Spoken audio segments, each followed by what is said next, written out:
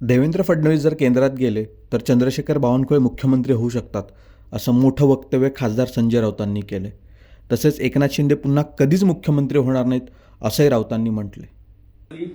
एक देश एक निवडणूक हे सूत्र देशात लागू करण्याची दाट शक्यता व्यक्त केली जाते आहे.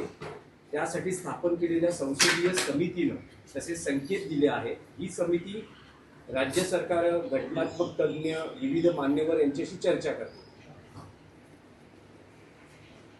एक JPC ज्याला जॉईंट पार्लमेंटरी कमिटी आहे,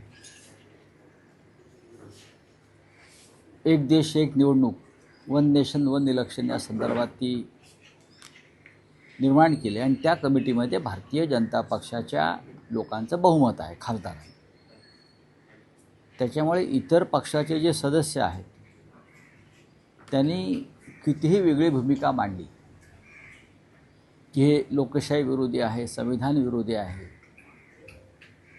संघराज्य जी आपली रचना आहे त्याला हे मानवणारं नाही, हे त्या बैठकीमध्ये, त्या मीटिंगमध्ये अनेक खासदारांनी आपलं मत व्यक्त केलं आहे.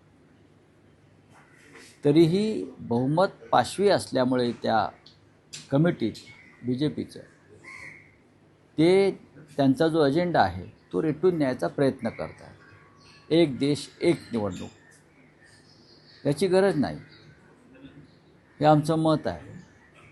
या देशामध्ये विविधता आहे, राज्य वेगळी आहेत, प्रत्येक ठिकाणचं प्रत्येक वेळेला हवामान वेगळं असतं, मानसिकता वेगळी आहे, प्रादेशिक प्रश्न वेगळे आहेत. पण भारतीय जनता पक्षाला वन नेशन वन इलेक्शनपेक्षा वन पार्टी वन इलेक्शनमध्ये जास्त इंटरेस्ट आहे. वन पार्टी वन इलेक्शन आणि त्यांची जी वाटचाल आहे ती या माध्यमातून वन पार्टी वन इलेक्शन, दुसरा कोणताही पक्ष राहता कामा नये. आणि त्यानंतर आता त्यांचे जे महिला आरक्षणाच्या नावाखाली डिलिमिटेशन बिलाचा जो विषय चालू आहे, 850 खासदार करण्याचं आणि पुन्हा एकदा त्या माध्यमातून भाजपाला आपला देश ताब्यात घेण्याचं, तो काय त्यांचा सरळ हेतू नाही आहे. 850 खासदार झाल्यावर ते संविधानामध्ये बदल करून भारतामध्ये राष्ट्राध्यक्ष पद्धत आणण्याच्या विचारामध्ये आहे. राष्ट्राध्यक्ष पद्धत म्हणजे ट्रम्प ज्या मूर्ख पद्धतीने राज्य करतोय असा कोणी एखादा मूर्ख जो आपल्याकडे आहे तो त्या पद्धतीने इथे देशामध्ये माथेफिरूपणाने राज्य करू शकतो. प्रेसिडेन्शियल डेमोक्रेटिक पद्धत म्हणजे राष्ट्राध्यक्षाला अमर्याद अधिकार, तिथे निवडणुकांची गरजच नसते. प्रेसिडेंट मंत्रिमंडळ जे आहे आपल्याला हवी असलेली माणसं नेमतो, निवडून आलेल्या लोकांतूनच तुम्हाला मंत्री बनवायला पाहिजे वगैरे असं नाही कॅबिनेट. तर भाजपची वाटचाल ही आत्ता या क्षणी त्या दिशेने सुरू आहे आणि त्या दिशेने त्यांच्या बैठका आणि काम सुरू आहे. म्हणून आधी डिलिमिटेशन बिल मंजूर करायचं, डिलिमिटेशन बिल मंजूर झाल्यावरती घटनेमध्ये पूर्णपणे बदल करून, संविधान बदलून मोडून या देशातली लोकशाही संपवून राष्ट्राध्यक्ष पद्धत आणायची आणि परत या देशाच्या छातीवर राष्ट्राध्यक्ष म्हणून मोदींना बसवायचं.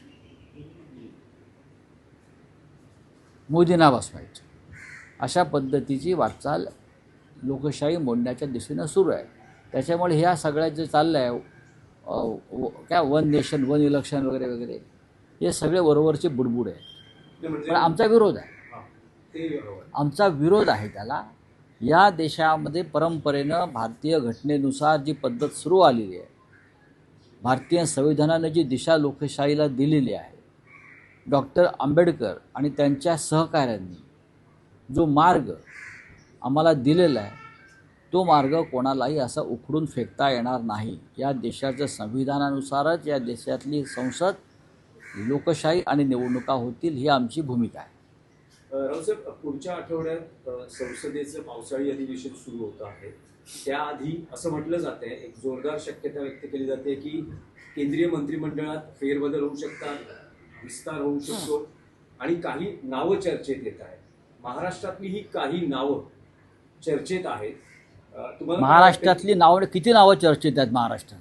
असं म्हटलं जातं की शिंदे शिवसेनेच्या मध्ये सहभागी झालेल्या 6 खासदारांपैकी काहींना त्या मंत्रिमंडळात स्थान हे बघा, मिळू शकतं. अशी असं आहे एक की- चर्चा आहे की देवेंद्र फडणवीस यांना केंद्रात अर्थमंत्री केलं जाऊ शकतं, अशी एक चर्चा आहे राजकीय वर्तुळात. असं आहे की 20 तारखेला संसदेचं अधिवेशन सुरू होईल आणि 20 तारीख काय आता फार लांब राहिलेली नाही. आता मेरिटवरती कोणाला प्रधानमंत्रीपद किंवा मंत्रिपद या देशामध्ये मिळण्याचे दिवस संपलेले आहेत. मेरिटवर म्हणजे गुणवत्तेवर आता हाडकं फेकली जातात. आणि हाडकं कोणापुढे फेकली जातात? ज्यांच्या गळ्यामध्ये मोदी आणि शहांनी पट्टा बांधलेला आहे, अशांनाच ती हाडकं फेकली जातात. त्याच्यामुळे आता कोणाच्या पुढ्यामध्ये हाडकं फेकली जातील, मग तो मिंदे गट असेल किंवा आमच्याकडून फुटलेले जे 6 आहेत त्यांना हाडकं आता कोणाच्या तोंडात हाडूक दिलं जातं आहे ते पाहू. पण एक मात्र नक्की, केंद्रामध्ये काही अशा विशिष्ट हालचाली सुरू आहेत. केंद्रीय मंत्रिमंडळामध्ये काही महत्त्वाचे फेरबदल करण्यासंदर्भात पण गेल्या अनेक काळापासून सुरू आहेत. त्याच्यात अर्थमंत्री बदलले जातील, कोणी म्हणते परराष्ट्र व्यवहार मंत्री बदलले जातील, कोणी म्हणतात राजनाथ सिंग यांनाच घरी पाठवलं जाईल. अशा प्रकारच्या बातम्या चर्चेमध्ये आहेत. आणि मग महाराष्ट्रातून देवेंद्र फडणवीस हे सातत्यानं केंद्रात जातील, केंद्रात जातील, केंद्रात जातील असं म्हटलं जातं. आता केंद्रात जातील म्हणजे काय करणार? आमच्या त्यांना शुभेच्छा आहेत की 2029 पूर्वी जर तुम्हाला पंतप्रधान पदाची संधी मिळाली तर महाराष्ट्राला आनंद होईल मराठी माणूस झाला म्हणून. माननीय उद्धव ठाकरे साहेबांनी पण त्यांना त्या प्रकारच्या शुभेच्छा दिल्या. कारण 2029 नंतर भाजपचं राज्य इथे येणार नाही आहे. त्याच्यामुळे जे काय करायचं आहे ते 2029च्या आधीच तुम्ही करा. 2029 नंतर ना मोदी राहतील ना अन्य कोणी राहणार. त्याच्यामुळे देवेंद्र फडणवीस यांना 2029 पूर्वी ज्या काही हालचाली करायच्या आहेत त्या त्यांनी करून घ्याव्या. त्यामुळे अशा मला त्यांना शुभेच्छा आहेत. त्यामुळे एकनाथ शिंदे आपली ताकद वाढवण्याचा प्रयत्न करत पुन्हा आता आमदार फोडण्याची पण त्याची तयारी आहे. राष्ट्रवादीचे तुमच्या पक्षाचे संपर्क त्यांना बघा, ते फोडतायत, ते फोडण्याचा प्रयत्न करतायत. प्रचंड पैसे आहेत. पैसे त्यांच्या दरेगावातल्या शेतामध्ये उगवत नाहीत. ते पैसे काय ते मिसिंग लिंक 2,500 कोटीचं ओव्हर बजेट, म्हणजे लुटलेलेच पैसे आहेत ना हे. अशा पैशातून आमदार खासदार विकत घ्यायचे हे त्यांचं धोरण आहे. आणि हे अशा प्रकारची माणसंही देशाला घातक आहेत. राजकारणाला नाही, देशाला घातक आहे. देशाच्या अर्थव्यवस्थेशी खेळ करणं म्हणजे हा एक आर्थिक दहशतवाद आहे. तुम्ही आजच महालेखापालांचं रिपोर्ट पाहिला असेल. त्यांनी महाराष्ट्राच्या आर्थिक बेशिस्तीवरती अत्यंत कठोर शब्दामध्ये कोरडे ओढले आहेत. ही आर्थिक बेशिस्त अशीच चालत राहिली तर महाराष्ट्राला कोणी यापुढे 1 रुपयासुद्धा कर्ज देणार नाही. आता हे तर विरोधी पक्षाने सांगितलेलं नाही. ही महाराष्ट्राची बदनामी आम्ही केली नाही. केंद्र सरकारचेच महालेखापाल आहेत. त्यांनी ही बदनामी केली असेल महाराष्ट्राची तर देवेंद्र फडणवीसांनी त्या महालेखापालांना बघून घेतलं पाहिजे. बरं का? त्यांना बघून घेतलं पाहिजे. त्यांच्यावर कठोर कारवाई केली पाहिजे की तुम्ही महाराष्ट्राविषयी असं कसं काय म्हणू शकता, जरी ते सत्य असलं तरी. अशी मला त्यांना आता सांगायचं आहे. एक याच्यातलाच विषय आहे. राजकारणात जर त्याला महत्व नसतं, जर तरी आपण अशी एक शक्यता मानू की फडणवीस जर केंद्रात गेले मंत्री म्हणून तर तुम्हाला काय वाटतं की राज्याची सूत्र कोणाकडे येऊ शकतात? चंद्रशेखर बावनकुळेंकडे येतील. तुम्हाला वाटत असेल मी आणखीन कोणाचं नाव घेईन तर मला जे चित्र दिसतं आहे त्यानुसार विदर्भातले चंद्रशेखर बावनकुळे हे देवेंद्र फडणवीस यांच्यानंतर मुख्यमंत्रीपदासाठी योग्य नेते मला नेहमी दिसतात. सगळ्यांशी संवाद ठेवणारे, सांभाळून घेणारे. एकनाथ शिंदे परत मुख्यमंत्री होणार नाहीत, अजिबात होणार नाही.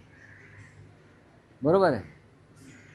गिरीश महाजन यांचा रेकॉर्ड अत्यंत खराब आहे, अत्यंत खराब आहे. त्याच्यामुळे या क्षणी ज्येष्ठ मंत्री म्हणून जर ते केंद्रात गेले, आम्ही तर म्हणू मुख्यमंत्री व्हा प्रधानमंत्री व्हा 2029च्या आधी, तर 100% मला असं वाटतं की चंद्रशेखर बावनकुळे यांचा विचार आणि शिफारस हे स्वतः देवेंद्र फडणवीसच करते, हे माझं आकलन. तुमच्या शुभेच्छा असतील बावनकुळेंना, जर असं झालं तर पाठिंबा सोडा, पण शुभेच्छा असतील.